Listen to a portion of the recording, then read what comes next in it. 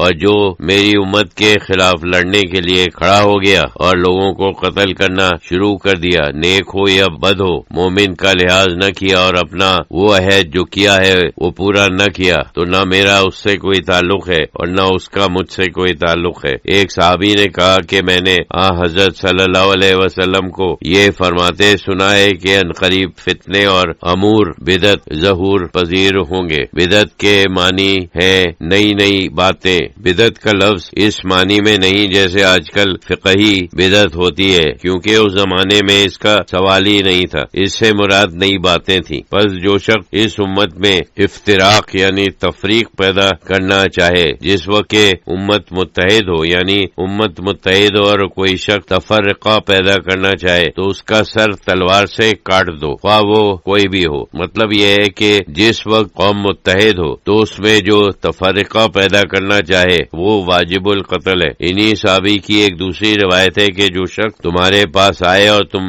ایک شخص واحد کی امارت پر متحد ہو، یعنی تم نے کسی کو اپنا سردار مقرر کیا ہے اور وہ تمہاری جماعت میں تفریق کرنا چاہے یا دوسری جماعت کو منتشر کرنا چاہے تو اسے مار ڈالو۔ یہ دوسرا مضمون ہے۔ ابو سعید الخدری رضی اللہ تعالیٰ عنہ جو ایک مشہور صحابی ہیں، کہتے ہیں کہ حضرت صلی اللہ علیہ وسلم نے فرمایا کہ اگر دو آدمیوں کی خلافت پر بیعت کی جائے تو دوسرے کو قتل کر دو۔ مطلب یہ ہے کہ ایک خلیفہ ہو گیا، دوسرا کھڑا ہو جائے اور لوگ اس سے بیعت کرنا شروع کر دیں، دوسرے کو قتل کر دو۔ یہ اسی کی تشریح ہے جو پہلے ہو چکا ہے۔ ام سلمہ رضی اللہ تعالیٰ عنہ جو ازواج مطہرات میں سے ہیں نے فرمایا کہ حضور صلی اللہ علیہ وسلم نے فرمایا ہے کہ عنقریب کچھ ایسے عمرہ ہوں گے جو اچھے کام بھی کریں گے اور برے کام بھی۔ جس نے اپنے امیر کے برے کاموں کو برا سمجھا وہ اپنے فرض سے بری ہو گیا، اور جس نے انکار کیا وہ صالح تھا۔ یہاں انکار سے مراد دلی انکار ہے۔ مطلب یہ ہے کہ اگر تمہارا امیر برا کام کرے اور تم اسے برا سمجھو تو تم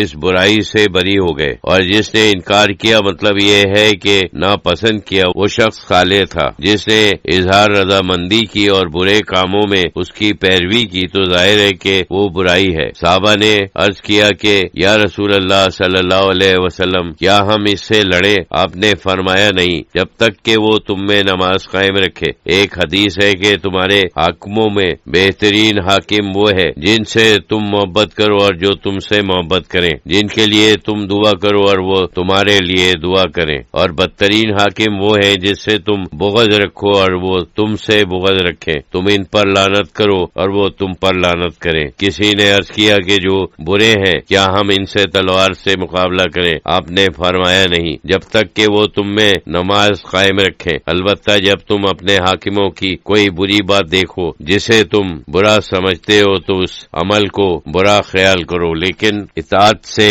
ہاتھ نہ اٹھاؤ۔ یہ وہی مضمون ہے جو پہلے سے چلا آ رہا ہے۔ میرا خیال ہے کہ کم از کم 10-12 حدیثوں میں یہی مضمون آیا ہے۔ اس کے بعد بیعت رضوان کے متعلق دوسرا مضمون شروع ہو جاتا ہے، یعنی بیعت ہی اس سلسلے میں اس کی تفصیل ہے۔ ہم لوگ تو سلسلوں ہی میں بیعت کو بیعت کہتے ہیں۔ بہرحال ایک حدیث ہے کہ اگر کسی نے بیعت نہ کی تو جب وہ اللہ کے پاس جائے گا تو اس کے پاس کوئی دلیل نہیں ہوگی، یعنی کسی کی اطاعت یا کسی نظام میں جماعت کے ساتھ شامل ہونا ضروری ہے۔ اگر تم جماعت سے علیحدہ رہو تو اللہ کے سامنے تمہارے پاس کوئی جواب نہیں ہوگا۔ یہ حدیث بھی حضرت عبداللہ بن عمر رضی اللہ تعالیٰ عنہ نے بیان کی۔ یہ سب احادیثیں تھیں کیونکہ یہ آج کل کہیں آسانی سے دستیاب نہیں ہوتی، اس وجہ سے میں نے کہا کہ میں سنا دوں۔ اس کے جو مطالب ہیں وہ ظاہر ہیں، جس تاکید کے ساتھ یہ مضمون آئے ہیں اور جس زوردار طریقے سے آئے ہیں، میرے الفاظ انہیں زیادہ زوردار نہیں بنا سکتے۔ بروز اتوار مورخہ 29 مئی 1977 عیسوی حضرت شہید اللہ فریدی رحمت اللہ علیہ نے فرمایا کہ پچھلی دفعہ میں نے وعدہ کیا تھا کہ کچھ حضرت سیدنا